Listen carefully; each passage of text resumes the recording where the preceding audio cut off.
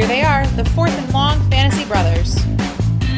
Welcome to episode 26 of the Fourth and Long Fantasy Football Show. My name is Corey, and I am here with my actual brother, Justin. Hello, this is Justin.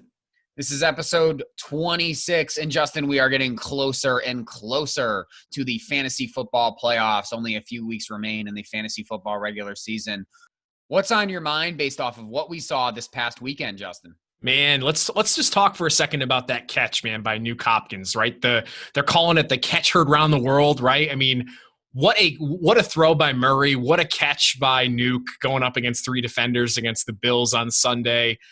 Corey, I got to ask you, man, you know, Nuke has really established himself as one of the top wideouts with the Cardinals. Is he the best wide receiver in the NFL right now? That's a complex question, and it's a good one. I think with a lot of positions in the NFL, when you're dealing with are they the best? Unless there's someone who's literally tops in all categories, I find it tough to sort of crown him that way, right? Like, does DeAndre Hopkins have the best hands in my mind? 100%. I think he's basically got gloves that are going to catch anything that comes his way, and I think that's phenomenal. But I think when you're talking like best route runner in the league, I mean, Nuke is obviously good, but I mean, that's where you're talking about guys like Keenan Allen and Stephon Diggs. Are you talking about – I don't think anyone would call Nuke blazing fast. Like, that belongs to more like Tyreek Hill, right? So it's a very tough sort of discussion to have of who is the best wideout in the league, because there's so many guys who do so many things really, really well, and they also have sort of that niche thing that makes them awesome. You know, like Nuke's got his hands, Keenan Allen's got his route running, Tyreek Hill's got his speed. And you know, sort of that's the way that it sort of works out. Is he the best? It's a toss-up for me. You know, I mean, him, Devontae Adams, the guys I've mentioned previous, you could put them in a hat. And honestly, I think it's a toss-up for me. How about you? Yeah, I think it's a good point, right? It's a mixture of talent and situation, right? I mean, you could have the best wide receiver in the league that's on a really crappy team with a crappy quarterback. And they may not necessarily manifest itself in fantasy points or production in the NFL. So I think it's a good point, right? You've got all these players that have their own specific strengths. You know, like you said, you know, Stephon Diggs with his route running, Keenan Allen with his route running, you know, the size of DK Metcalf, the speed of DK Metcalf and Tyreek Hill, right? They've each got their own thing. I think if I'm going to pick the best wide receiver in the NFL right now, I probably would have to say it's Nuke Hopkins, just based on his production, his sustained production, and the situation he's in right now. He's playing with an MVP caliber quarterback in Kyler Murray. Man, Nuke's damn good, and that catch on Sunday, I think, proved it. Justin, I think that we can at least come to the agreement that there's probably no one right answer to that question, right? Of is he the best? Because like we said, I mean, there's so many great talents out there who they just have a little something special in them. And that little something special is just a bit different between every guy. But I got to agree. If you don't have Nuke in the conversation, you're doing something wrong. The catch heard round the world. Yeah. The Hail Murray, as it's like to be called as well. So, Justin, let's keep moving. Let's get into our injury quick hits. We have a few this week. Why don't you get us started with a quarterback from the New Orleans Saints? Yeah, Drew Brees, broken ribs and a collapsed lung for Drew Brees. Unfortunate. We'll talk a little bit more about his injury and the impact to the Saints offense here a bit later. Justin, how about a few updates? What's the update on CMC, Christian McCaffrey? Yeah, CMC, possible that he suits up Week 11. Schefter came out and tweeted that his Week 11 status was in doubt. Matt Rule has then come out and said, and he's not really sure. He's still day-to-day at this point. Got to monitor reports here leading up to Week 11. Another guy who was surprisingly inactive was Joe Mixon. Is Joe going to finally come back this week or no? I'm scratching my head on this one, right? Because you'd think that the Bengals would have put him on IR, right? He's already missed 3 games, and with the IR being the 3-game window at this point, you thought they would have threw him out there. But Zach Taylor did come out last week and say that the plan is for him to suit up against Washington. We'll see, man. I think he'll return Week 11 here. Justin, this past Monday night, no real Bears running back looked to really impress in David Montgomery's absence. So what's the news on David Montgomery? Can we expect him back soon? Yeah, I think it just goes to show, right, that it's not David Montgomery that's the problem here with this running game. I think that reigned true here on Monday night. He'll have the bye week here, Week 11, to get healthy for Week 12. I think he'll be ready for Week 12 here, and I'm hoping that he can harness those strong matchups he's got the rest of the season to be an RB2 from here on out. Justin, after we released last week's video, we got some news on David Johnson. What's going on with him in the IR? Yeah, it was too bad, right? I mean, he had a concussion, and that's never a good thing. Obviously, brain injuries are nothing to mess around with, but Texans put him on IR, and he's going to be out until at least week 13. Definitely not great news for the RB2 here. Duke Johnson should dominate the touches in the meantime. I think we'll see David Johnson come back fully healthy week 13. Justin, we are eagerly anticipating the return of another great running back, a running back who should be a nice fantasy asset for people, and that's Austin Eckler. Boy, it's been a long wait, but is he coming back soon? Yeah, there were videos of him running in a straight line that emerged last week, and even came out on Twitter and told his fantasy fans that he'll be back soon. I think he's probably still a week or two away. I think he might be back potentially week 13 as well. Justin, two young studs at the wide receiver position. We're waiting on them to make their return. What about Calvin Ridley and Kenny Golladay? Yeah, I think Calvin Ridley should be back here week 11. I think that's very likely. But Kenny Golladay, man, I still think that he's a couple weeks out. I think he'll miss week 11 with his hip injury. I think it could be at least another couple weeks until we see Golladay back on the field. So, Justin, last week we talked about a couple of Chiefs, and Chiefs didn't play this week. So I guess we have a break from talking about what happened in the past. So we can focus on this week and the future. So let's get to it. On today's show, all right, everyone, you know the drill. We continue our weekly format for you this week. Today, Justin and I will discuss a past, a present, and a future topic as we reflect on the week that was and get you prepared for this week's upcoming matchups. Justin, let's get things started by really what has been a super impressive 2020 rookie class. Yeah, is this the best class ever? I mean, it's very possible here. Let me just run through some of the players by position that we have in this rookie class, and it's really astonishing how successful they've all been. Let's start with the quarterback position, right? You got Justin Herbert, Tua Tagovailoa, you got Joe Burrow.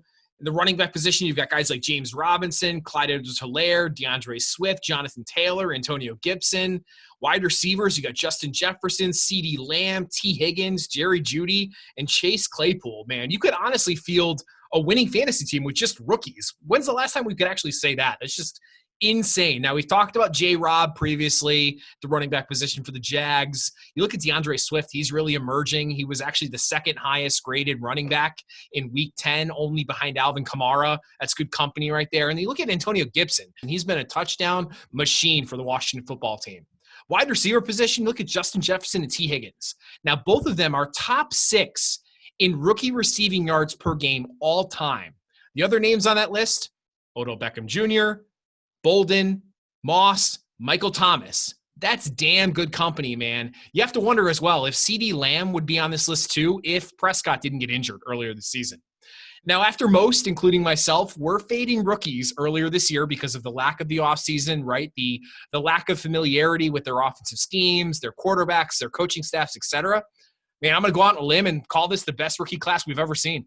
You know what's impressed me even more, Justin, is that despite a few cases, and I'm thinking specifically about like Jerry Jeudy, thinking specifically about Jonathan Taylor, who unfortunately has not been as impressive as we would have hoped. Antonio Gibson, kind of sort of.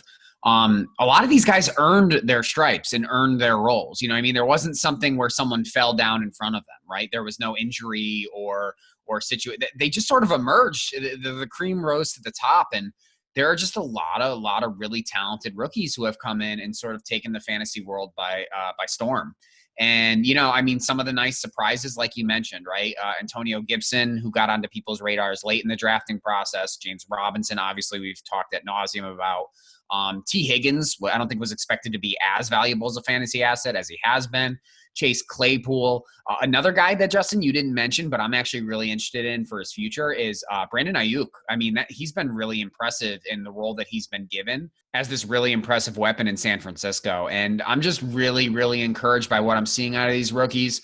I hope these guys keep their relevance and jobs into next year because a lot of these guys have been fun to watch, and I can't wait to see them continue to grow. Yeah, and there's still time for one of my favorite rookies who really has not done much this year, Cam Akers. He did end up coming out this past week and led the backfield in touches, which was great to see. But, you're right, Corey. I mean, this is a great class. A lot of guys that have come out of nowhere and really have solidified themselves as fantasy starters. I mean, you look at guys like, T. Higgins and Chase Claypool. I mean, Justin Jefferson. I mean, these guys are top 15 wide receivers. That's just crazy. Yeah, well, Justin, the more things change in fantasy football, it's nice when things stay the same. And it's nice to see the return of sort of an old veteran to the fantasy landscape. And it's funny to call him old because he's only in his third year in the NFL right now. But let's talk about the return of Mr. Nick Chubb. I mean, of all the hopeful returns to the RB1 landscape last week, one big one happened, and it was a pleasure to see. Nick Chubb has made it back into fantasy lineups, and he put forward an incredible return game. And I will say a selfless return game. He did what Todd Gurley couldn't do and, stop the play to ensure that his team got a victory. And Chubb looks like he has not lost a step, Justin. I mean, breakaway talent mixed with tough running is an awesome combo, and he's got it. And now this team is primed to use Chubb as their 1A option, not just in the run game, but for the whole offense, right? I think we've realized that Baker Mayfield is better when the offense flows around him and not really through him, which is not a flattering thing to say about a quarterback, but it is kind of true. And Chubb should be the man to shoulder the load for the Cleveland offense. Now, if you were patient or if you bought during the injured days, get ready, because I think it's time to enjoy the talents of a guy who, Justin, honestly, I expect might be in the top 6 picks of fantasy football next year. Yeah, Nick Chubb's a very talented running back. You saw at the end of the game last week where he stepped out of bounds at the 1 yard line. His time was kind of running out there in the fourth quarter. He was 1 foot away from another 6 points there for your fantasy team, but just shows the kind of guy he is, right? High character guy, leader in the locker room, great running back. He's kind of the perfect running back to build your team around if you have a dynasty team right now. Justin, speaking of an offense that's on the rise and a running back that's on the rise, talk to us about the guy that you might want to consider on this week's waiver wire. Yeah, I'm looking at Miami running back Salvon Ahmed. Now, Ahmed took control of the backfield with both Myles Gaskin and Matt Breida both injured. In fact, he carried 84% of the team's rushing attempts in Week 10. That's higher than any percentage of the rushing attempts that Myles Gaskin had when he was active and healthy. The other thing that happened this past week was Jordan Howard was released from the Miami Dolphins. That was interesting. Now let's talk about Ahmed a little bit, right? He's 5'11", 193. He was out of Washington. And there was an excerpt from his scouting profile that really resonated with me. And it was, he's one of the best footwork guys in this class. He's incredible burst and agility and top end speed. He's got great contact balance, great hands out of the backfield, should have that skill utilized in the NFL. He's got excellent patience and vision. Man, I like what I hear, right? The Miami backfield has offered value this year. Gaskin offered consistent RB2 production, and I think Ahmed picked right up the slack in Week 10. Now, it's unclear how this backfield will shake out once Gaskin and Breida are both healthy here and in the fold, but he needs to be rostered in fantasy, man, for Week 11 and forward. Yeah, Justin. And the thing that I really liked about Ahmed here is that he looked really, really good. I mean, the tape definitely tells that he is a pretty good runner. He's doing things that we see other guys who have bigger roles on teams not do. And he's hitting holes and he's running, he's sprinting at a really high level. He's doing really, really good things in that Miami backfield. So I actually like this appeal for a little bit of long-term value too. And obviously when Gaskin and Breida both come into the mix, I'm not as threatened by Breida because Breida basically sort of has fumbled his chance away at really having a role in this backfield by the fact that Gaskin really took it over. But when Gaskin returns, I think this might be more of a split. May hurt Gaskin when he does return. Obviously, this is not something, when a running back has the full load and then another guy comes on and impresses. But that's projecting forward right now. I would agree. I think this is the Miami running back to own, and I think it might be something that, especially if you're looking for someone to push you into the playoffs, he could be a really, really good candidate for that, Justin. Yeah, the Miami Dolphins, they're offering some pretty solid fantasy value this year. Coming into the season, we didn't really think there'd be much outside of maybe Devontae Parker and Mike Gesicki, maybe Preston Williams if you were a deep dart throw kind of guy, but the running back position has offered some serious value for the Dolphins. If I'm prioritizing waiver wire pickups for this week, Salvin's at the top of the list for me. Well, here's another one, Justin, and I want to apologize in advance for having this conversation because I can pretty much guarantee it's being talked about everywhere. So if you've listened to another fantasy show at some point this week, this has been a topic of conversation because on some fantasy sites, especially one very popular one in particular, Taysom Hill qualifies as a tight end for fantasy, Justin. And last week, we talked about the dumpster fire that is the tight end position. So if you are one of the many teams out there struggling to find an option worth playing, the question is, should Taysom Hill be on your list of guys who could potentially be your starting tight end? Now, I'm usually, Justin, one to roll my eyes at the latest fad in fantasy, but this just makes too much sense to me. Tight end's a mess. You're no better off with the likes of Hunter Henry, Evan Engram, Jared Cook, or any of the other low-end tight end ones, the guys who are just super dependent on a touchdown. So why not? I mean, he can throw, Justin. He can catch. He can run it in for a touchdown on any play. He's obviously used a lot. He's on the field a lot. So I think it's a worthwhile endeavor. And while we're speaking of the Saints, Justin, can you just talk about what you're looking at this week in the future in the Saints offense as a whole? Make sure to definitely include Taysom Hill in that evaluation. Yeah, and there's still that uncertainty, right? We sit here Tuesday night recording this episode. There's still the uncertainty around if Taysom Hill will actually be the quarterback, the starting quarterback for the Saints this coming week and potentially for the next few weeks. And if you can get a quarterback producing fantasy player that you can play in the tight end position, that sounds like a cheat code to me, man. Yeah, Justin, I agree. So what about the rest of the Saints offense? What are you looking for this week that makes them the thing that you're looking at in our future segment? Yeah, I wanted to talk about the Saints offense because of the Drew Brees injury. We talked a little bit about it earlier. You know, the injury in week 10 paved the way for Jameis Winston to come in and take control of this offense here. Early reports for Drew are that he's got multiple broken ribs, a collapsed lung.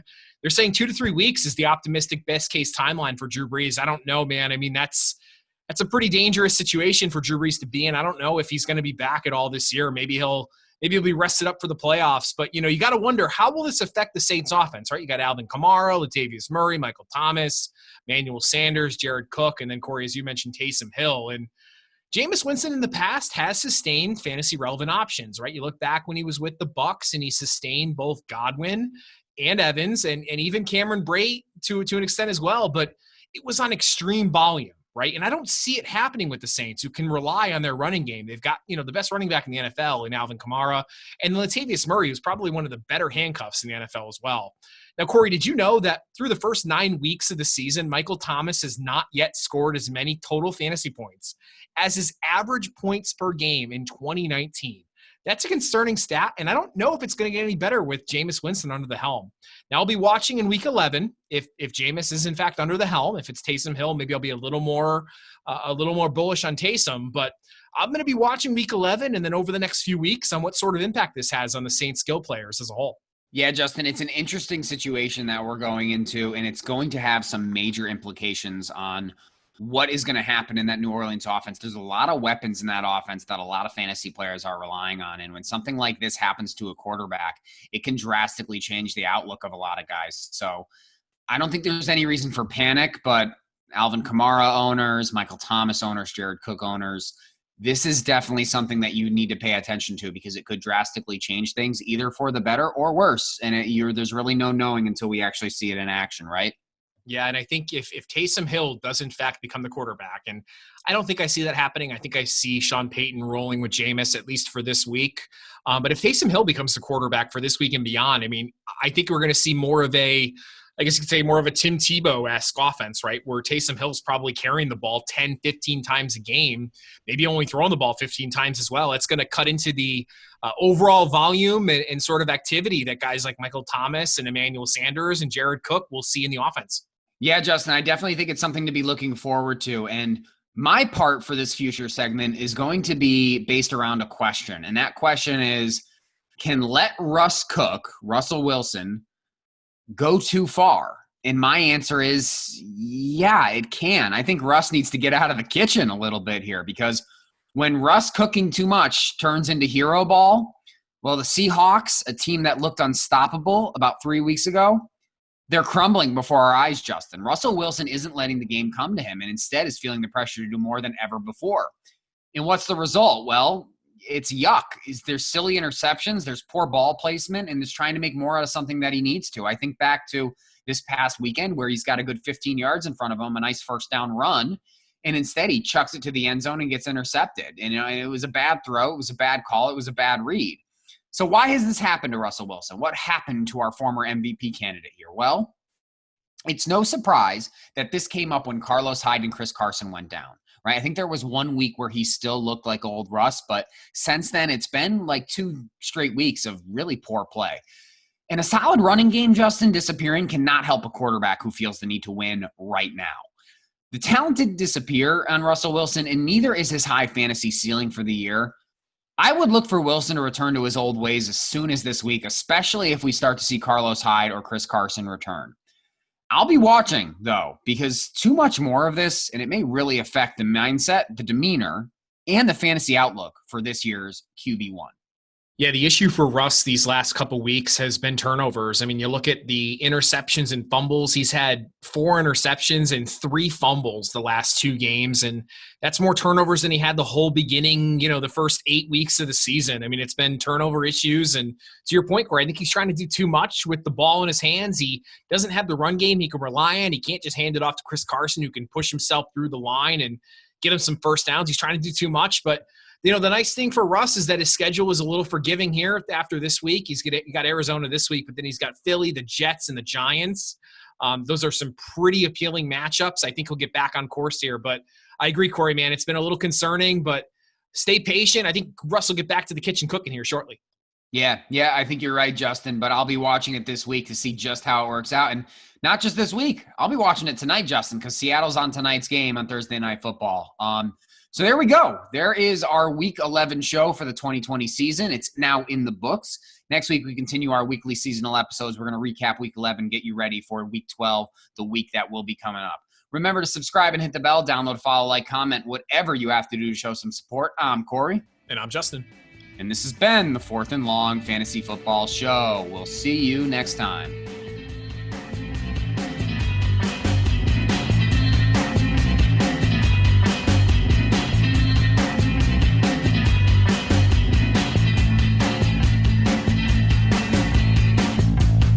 Royalty-free music courtesy of Ben Sound. The views and opinions expressed on today's episode are that of the 4th and Long Fantasy Football Show. Remember to like and subscribe.